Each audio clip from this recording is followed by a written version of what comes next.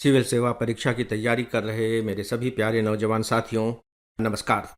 Friends, आज मैं कुछ जो बहुत ही इम्पोर्टेंट न्यूज़ हैं, प्री की दृष्टि से भी और उसमें से कुछ मेंस की दृष्टि से भी, उन्हें आपके सामने रख रहा हूं, जो डेफिनेटली करंट अफेयर से ही जुड़ी हुई खबरें हैं। पहली खबर, क्या आपने सेतु योजना के बारे में सुना है? सेतु योजना। देखिए, जब आप नाम के आधार पर कुछ सोचने की कोशिश करेंगे, सेतु योजना, तो ऐसा लगेगा कि ये कुछ नदियों को जोड़ने जैसी योजना है, या कह लीजिए कि सड़क परिवहन से जुड़ी हुई कुछ योजना होगी। नाम से तो यही लगता है ना। ये मैं इसलिए कह रहा हूँ क्योंकि प्री में स्टूडेंट इसी तरह से तो अनुमान लगाते हैं और पता लगता है कि फंस भी जाते हैं। तो जो सेतु योजना है, देखिए वो क्या है। हमारे देश में बहुत सारे आईटीआई हैं। याद रखिए, ये आईटीआई है, आईआईटी नहीं। मैं रिपीट कर रहा हूं, आईटीआई। मुझे बहुत अच्छे तरीके से याद है कि जब मैं अंबिकापुर में रहता था तो वहाँ एक पीली सी बिल्डिंग थी जो आईटीआई की बिल्डिंग थी। हम लोग तो नहीं समझ पाते थे ज़्यादा ये आईटीआई क्या है, लेकिन ये बता देते थे लोग पूछने पर कि भाई यहाँ अगर किसी को प्लम्बर बनना है तो सिखा देते हैं, किसी को अगर लाइट वाइट ठीक करना है तो उसके बारे में यहाँ सिखाया जाता है। तो बस यही है आईटीआई, यानी कि टेक्निकल बातों का प्रशिक्षण यहाँ दिया जाता है। पढ़ाई से ज़्यादा यहाँ प्रशिक्षण दिया जाता है, और ख़ासकर 10th-12th करने के बाद ही आप यहाँ एडमिशन ले सकते हैं। अब आप इसकी उपयोगिता को कुछ समझ सकते हैं। इसे सरकार ने अब अपग्रेड करने का फैसला किया है, और देखिए देश भर में अभी लगभग 15,000 आईटीआई हैं, और ये बहुत ही प्रैक्टिकल इंस्टीट्यूट है।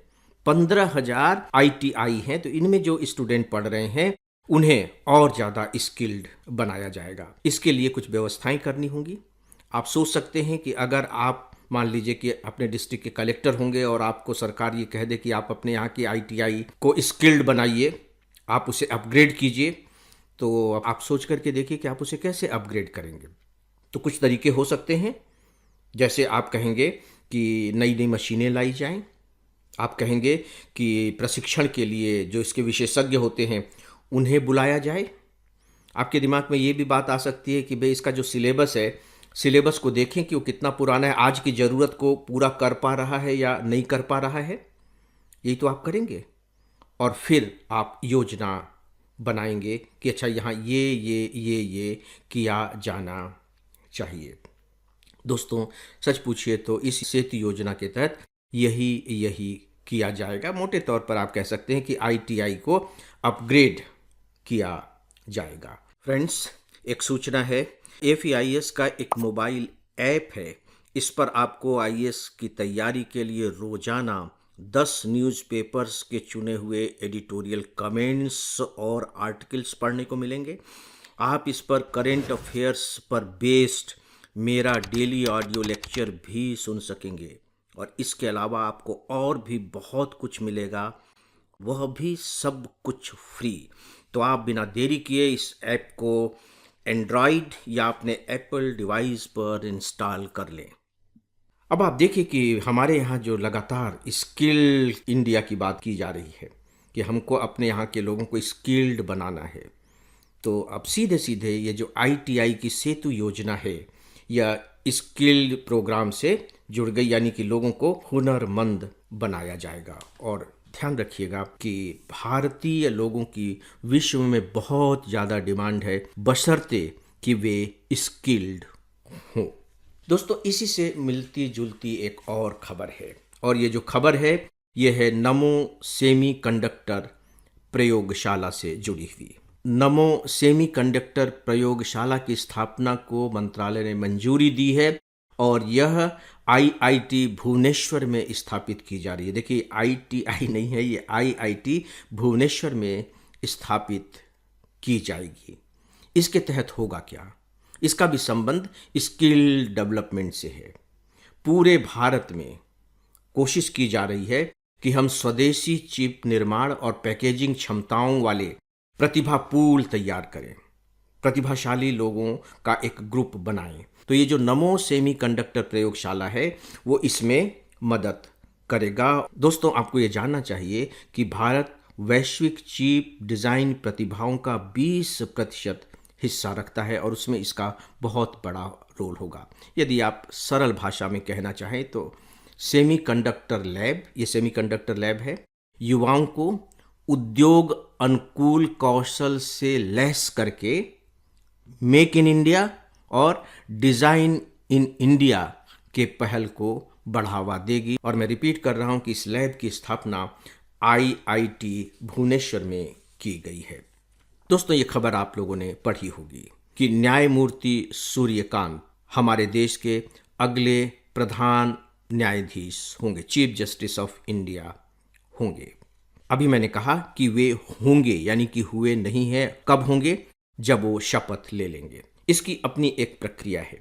प्रक्रिया सामान्यतया ये है कि जो रिटायर्ड होने वाले चीफ जस्टिस ऑफ इंडिया होते हैं वे एक नाम भेजते हैं केंद्रीय विधि मंत्रालय को, और सामान्यतः यह भी एक स्थापित सत्य है, जैसे कि अभी चीफ जस्टिस ऑफ इंडिया जो हैं वो रिटायर हो जाएंगे, तो उनके बाद जो सबसे सीनियर जस्टिस होंगे सुप्रीम कोर्ट के, उन्हें ही चीफ जस्टिस के लिए रिकमेंड किया जाता है। याद रखिए कि जो चीफ जस्टिस ऑफ इंडिया है, जो रिटायर होने वाले हैं, वो नियुक्त नहीं करते, वो केवल रिकमेंड करते हैं और रिकमेंडेशन अपनी वो भेजते हैं केंद्रीय विधि मंत्रालय के पास।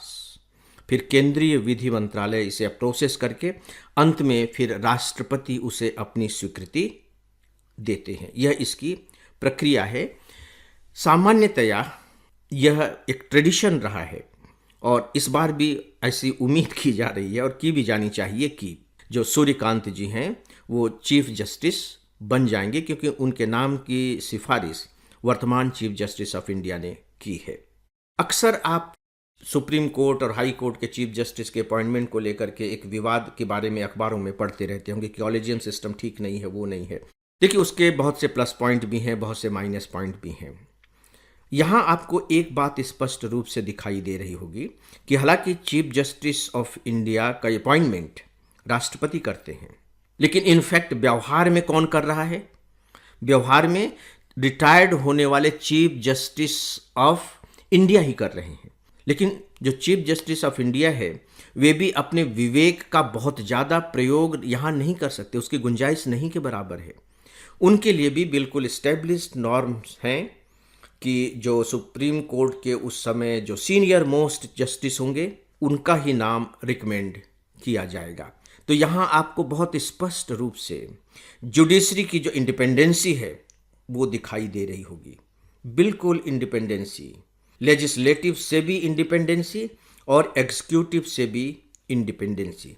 तो मैंने थोड़ी सी बात आपके सामने इसलिए रखी है ताकि इसके माध्यम से जो हमारी जुडिशरी है उसकी जो इंडिपेंडेंसी है, उसकी जो प्रोसेस है, उनके बारे में थोड़ी सी जानकारी प्राप्त कर सके। इस तरह की जानकारी से आपका जो एनालिटिकल पावर है वो काफ़ी इन्हांस होता है। दोस्तों, अब एक छोटी सी खबर और। डेनमार्क ने सोशल मीडिया के बारे में अभी अभी एक कानून बनाया है, और कानून ये बनाया है कि 15 साल से कम उम्र के बच्चे सोशल मीडिया का इस्तेमाल नहीं कर पाएंगे। और वहाँ की सरकार ने, मालूम है इसके बारे में क्या स्टेटमेंट दिया है? वहाँ के प्रधानमंत्री ने ये कहा है कि मोबाइल और सोशल मीडिया बचपन चुरा रहे हैं, बच्चों के बचपन को ख़त्म कर रहे हैं, और इसके कारण बच्चे चिंता और अवसाद के शिकार होते चले जा रहे हैं। देखिए, क्योंकि भारत में भी स्थिति लगभग यही है, इसलिए आपको ये संदर्भ के रूप में ही सही लेकिन नोट कर लेना चाहिए कि डेनमार्क ने इस तरह का कदम उठाया है। और ऐसा नहीं कि केवल डेनमार्क ने ही इस तरह का कदम उठाया, और भी बहुत सारे देश हैं, उन्होंने भी इस तरह के कानून अपने अपने यहाँ पारित किए हैं। जैसे फ्रांस है, नॉर्वे है, ऑस्ट्रेलिया है, इन लोगों ने भी इस तरह के कानून पारित कर रखे हैं। यहाँ मैं आपको एक बात विशेष रूप से बताना चाहूँगा। अभी मैंने 2 देशों के नाम लिए हैं, डेनमार्क और नॉर्वे। ये दोनों स्कैंडिनेवियन कंट्री हैं, और आप जब भी happy index, world happy index वगैरह देखेंगे तो पाएंगे कि वहाँ सबसे ज़्यादा संख्या स्कैंडिनेवियन कंट्रीज़ की होती है, चाहे फिर वो स्वीडन हो, नॉर्वे हो, डेनमार्क हो। अब आप देखिए कि वो इस तरह के कानून बना रहे हैं, मतलब जिसे हम सो कॉल्ड मॉडर्नाइजेशन कहते हैं, उसे वे बहुत ही सोच समझकर एक्सेप्ट करते हैं। ऐसा नहीं कि हम ज्यों का त्यों एक्सेप्ट कर लें। और ये बहुत बड़ा रीज़न है कि उनकी जो हैप्पीनेस है वो दुनिया में सबसे ज़्यादा है। अपराध भी वहाँ सबसे ज़्यादा कम है। किसी तरह की कोई प्रॉब्लम नहीं है। ये बात अलग है कि जीडीपी में वो टॉप पर न रहते हों, लेकिन हैप्पी इंडेक्स में तो वे टॉप पर रहते हैं। तो दोस्तों, आज इस विषय पर बस इतना ही, और इसी के साथ ही आज के इस डेली ऑडियो लेक्चर को यहीं समाप्त करता हूँ। नमस्कार।